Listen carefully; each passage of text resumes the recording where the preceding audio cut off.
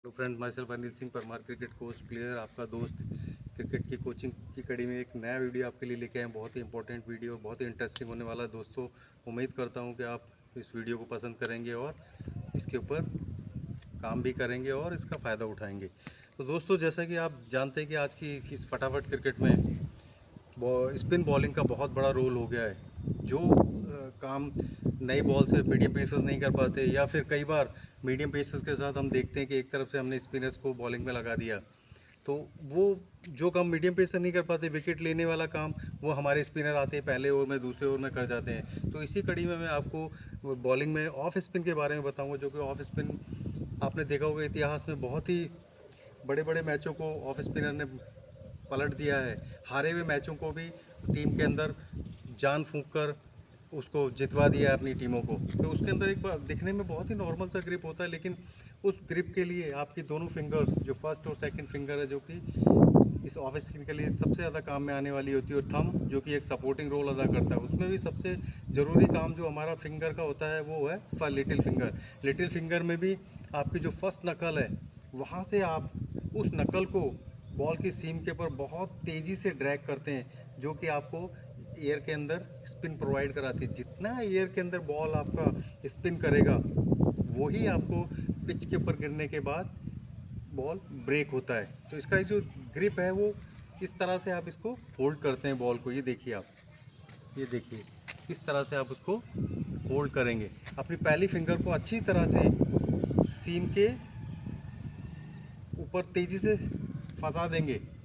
तेज़ी से फंसाने के बाद आप जब बॉल को एयर में रिलीज़ करते हैं, जब आप बॉल को एयर में रिलीज़ करते हैं, ये आपका रिलीजिंग पॉइंट बिल्कुल टॉप ऑफ द हेड होता है, जिससे आप जब बॉल को रिलीज़ करते हैं तो बॉल को एयर के अंदर फ्लाइट मिलता है, और तेज़ी से आप फर्स्ट फिंगर को जब इसके ऊपर ड्रैग करते हैं तो बॉल बहुत तेज़ी से एयर में स्पिन करता है।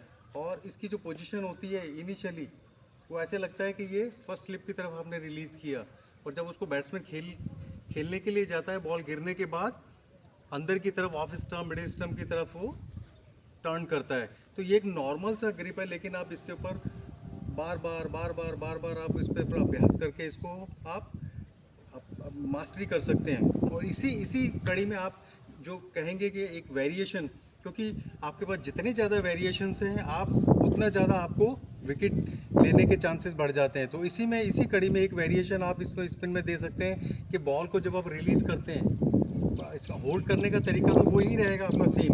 आप सेम तरीके से इसको होल्ड करेंगे और फिंगर को ऊपर की तरफ, रिस्ट को ऐसे ऊपर की तरफ तेज़ी से ऊपर की तरफ फ्लिक करेंगे, तो बॉल स्ट्रेट सीम के साथ गिरेगा, पिच के ऊपर लैंड करेगा, और पिच के ऊपर लैंड करने के बाद तेज़ी से अपोजिट डायरेक्शन में बाउंस करेगा, जो कि एक बैट्समैन के लिए एक डिफरेंट बॉल हो जाएगी, और वो स्पिन के हिसाब से खेलने जाएगा और उसमें चूक हो सकती है।